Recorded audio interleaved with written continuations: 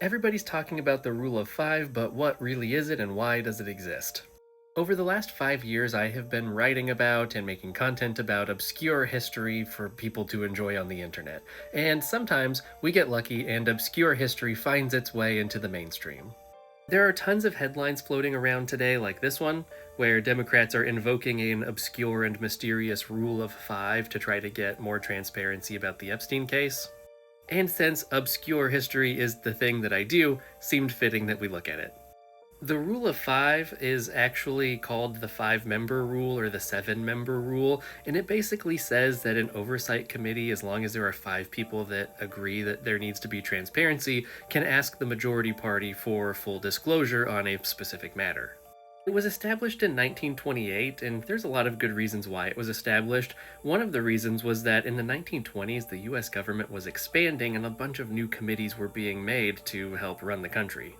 Congress was rightfully worried that with the creation of all of these new committees, there could be a lot of decisions made and money spent without people really realizing what was going on, especially if the majority party wanted it to happen, or maybe didn't want to deal with the headache of getting it approved by people that might disagree with them. Perhaps the biggest reason, though, why this rule was made was because of the Teapot Dome scandal, which before Watergate was considered America's biggest scandal. President Taft signed an executive order which created a naval oil reserve, that way the Navy could always have oil. But Warren G. Harding signed an executive order which signed the control of that reserve over to the Department of the Interior.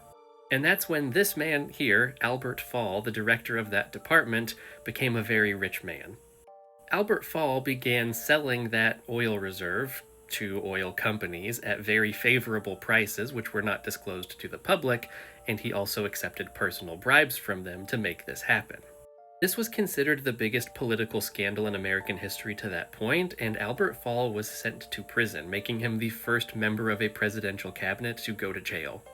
This event absolutely shocked the nation, and coupled with the really fast expansion of the United States government, it seemed only fitting that Congress would start to make sort of transparency or oversight rules like the member of five or member of seven rule.